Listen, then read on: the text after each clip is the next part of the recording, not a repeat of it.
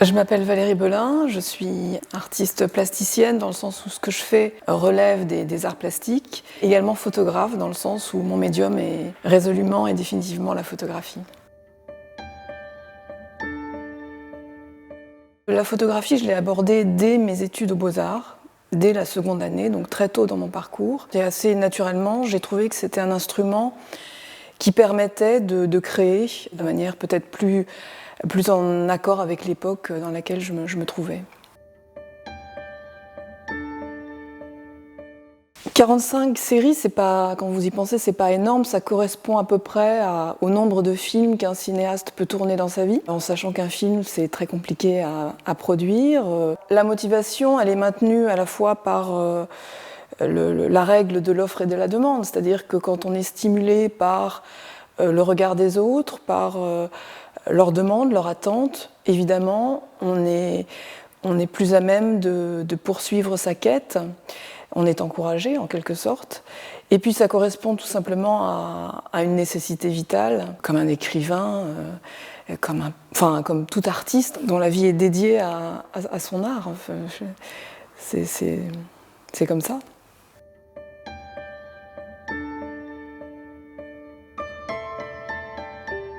On me pose souvent la question de cette perfection photographique qui pourrait parfois qualifier mon travail, mais je ne vois pas exactement à quoi ça correspond. Il y a simplement chez moi un souci d'utiliser l'outil pour son pouvoir expressif. Si à une époque donnée, et ce qui est vrai encore aujourd'hui, j'avais ce souci du rendu des détails, c'était pour atteindre un certain excès dans la photographie, qui est celui d'une espèce de précision chirurgicale en l'occurrence. Et on pourrait dire que mon travail il est caractérisé à la fois par une espèce d'excès de réalisme, de précision, de froideur, on pourrait dire en quelque sorte, et par ailleurs un aspect totalement non réaliste, non naturaliste, comme une sorte de paradoxe entre ces deux dimensions. Et pour moi, la perfection, elle est dans la réunion de ces deux entités souvent contradictoires. Donc j'ai pu utiliser en effet pour ce faire la chambre photographique à une époque qui me donnait donc comme ça des négatifs très grands avec une somme d'informations énorme, notamment au niveau de la peau, de mes modèles. J'avais besoin et j'ai encore besoin de cette précision. Après, cette précision, elle est souvent excessive, ce qui m'oblige en fait à la calmer en post-production, de manière à retrouver l'impression première, l'impression que j'ai eue à travers le viseur, vous voyez, comme une simplification de l'image a posteriori en post-production. Et ça vaut pour aussi les couleurs, c'est-à-dire que je peux opérer par soustraction d'informations en post-production, c'est-à-dire j'enlève la couleur réaliste, par exemple d'un maquillage, d'une teinte de cheveux, d'un vêtement, enfin, il y a une réduction chromatique, souvent, mais j'ai tout de même besoin de cet excès de précision, voilà, qui fait qu'on n'est pas dans une image où le flou intervient, où on pourrait évoquer des notions de glamour, de flou artistique, entre guillemets. Tout ça étant lié aussi chez moi à un attachement à la planéité de l'image photographique, c'est-à-dire qu'il n'y a pas de premier plan, arrière-plan, il n'y a pas de flou, de net, de rendu atmosphérique en quelque sorte. Tout est exactement sur le même plan, et ça c'est très important pour moi, cette planéité. La lumière, je pense comme pour tout photographe, elle est primordiale évidemment, mais peut-être en ce qui me concerne encore plus, dans le sens où on pourrait presque dire que ce que je photographie, ce sont plutôt des radiographies, que ce soit des radiographies d'objets pour les débuts de mon travail. Je pense par exemple aux photos des premiers cristals, des argenteries, des miroirs de Venise, où là, finalement, ce que je capte, c'est vraiment la lumière reflétée par ces objets avant tout. Donc vraiment, je suis très très proche d'une définition ontologique de la photographie comme empreinte lumineuse des choses et des êtres. Et puis ensuite, lorsque je m'attache plus à des personnes, à des personnages, on peut dire aussi quelque part que ce sont des radiographies de ces personnes, et non pas des portraits psychologiques ou des portraits subjectifs ni même physiques d'une certaine manière. C'est un peu comme des visions mentales, ou des visions, ou des essences, ou des archétypes en fait.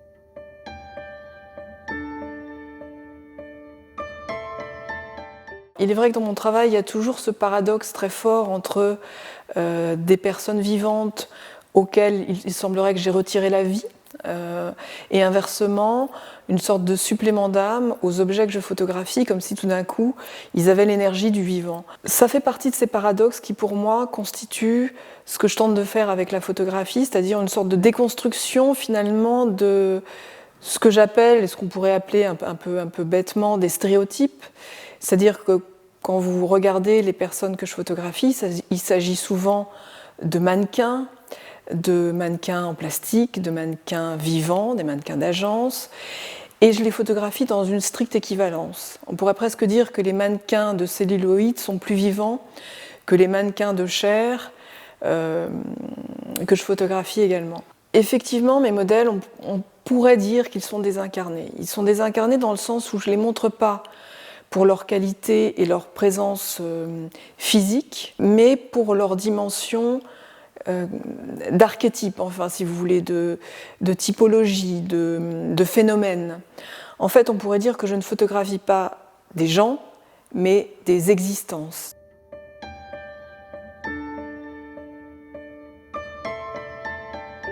Cette importance de la beauté dans mon travail, je pense qu'en fait, elle est sans doute liée à un questionnement, non pas sur la photographie elle-même, mais sur l'image en général. L'idée d'image, en fait, inclut cette idée de beauté.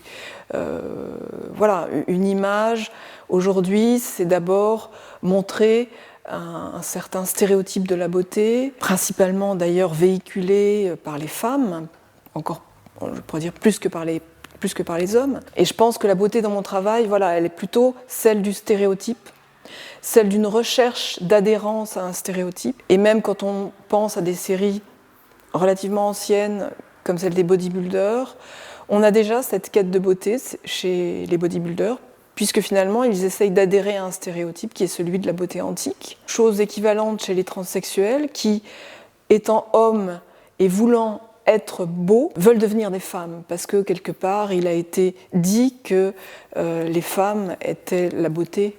Être femme est l'équivalent d'être belle. Pour eux, il ne s'agit pas de changer de sexe, il s'agit de devenir beau. Y a-t-il sublimation dans mon travail? D'une certaine manière, oui, parce que je pense qu'un travail artistique, avant tout, il est motivé par un désir de sublimer quelque chose qui est à l'origine sans doute ressenti comme laid. C'est une quête, le sublime, c'est une recherche qui n'est jamais finie. Les femmes y ont une part dans mon travail importante parce que je pense que les femmes sont beaucoup plus sujettes et tremplins à l'imaginaire que les hommes. La femme se transforme. Il y a eu la femme garçonne, il y a la femme potiche, il y a la femme... il y a la Wonder Woman. Voilà, la femme en fait est un véhicule, un transport de fantasmes, beaucoup plus que l'homme qui finalement a une posture qui reste relativement stable et qui n'est pas sujet comme ça à toutes ces projections, à cet imaginaire. Il est difficile pour moi d'analyser les choses parce que je suis dans le faire et non pas dans l'analyse de ma propre production.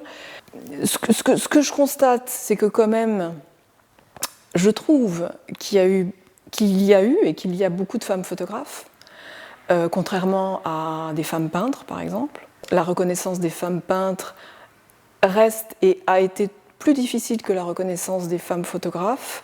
On peut se poser la question pourquoi. Est-ce que c'est parce que la photographie est un art à dimension féminine? Peut-être, parce que être photographe, c'est d'être dans une posture peut-être moins machiste que celle d'un peintre qui projette sur une toile une chose, alors qu'un photographe observe, récolte, connaît, comprend. Et un photographe, c'est quelqu'un qui revient à ces sujets, qui les re-questionne, qui va plusieurs fois sur le terrain, qui veut toujours faire mieux. Je pense que la photographie a quelque chose à voir avec la féminité, en fait.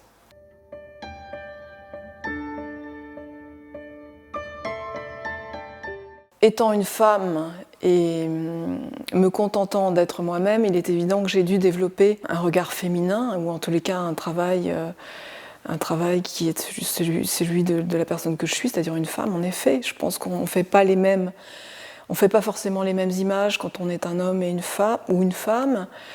Lapsus révélateur. On a tous une part de masculin et de féminin. Et aujourd'hui, je pense qu'aujourd'hui, plus qu'hier, cette séparation, elle n'existe pas dans l'enfance, elle se construit justement avec l'absorption de stéréotypes. Et je pense que mon travail, déconstruisant un certain nombre de stéréotypes, peut-être déconstruit aussi celui-ci, c'est-à-dire cette séparation trop brutale entre le féminin et le masculin.